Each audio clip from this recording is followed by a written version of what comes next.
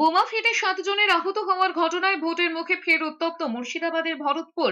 শনিবার সকালে ভরতপুরের সরডাঙ্গা বিন্দারপুর গ্রামে তৃণমূলের গোষ্ঠীদ্বন্দ্বে মুড়ি মুরগির মতো বোমা পড়ে।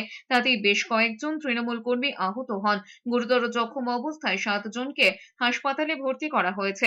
জানা গিয়েছে, ভরতপুর ব্লক তৃণমূল সভাপতি নজরুল ইসলাম টারজান গোষ্ঠী এবং ভরতপুরের বিধায়ক হুমায়ুন কবিরের গোষ্ঠীর বিবাদ। জানা গিয়েছে, ছাগল চড়ানোকে কেন্দ্র করে দুই পক্ষের মধ্যে বিবাদ থেকে উত্তপ্ত হয়ে ওঠে গোটা এলাকা। এগুলো পুরনো বিবাদ, জায়গা জমির বিবাদ, সেই নিয়ে গন্ডগোল হয়েছে। পুলিশ ঘটনাস্থলে গেছে এবং যারা দোষী তাদের নিশ্চিতভাবে তাদের শাস্তি হবে, পুলিশি পদক্ষেপ নেওয়া হবে নিশ্চিত করে।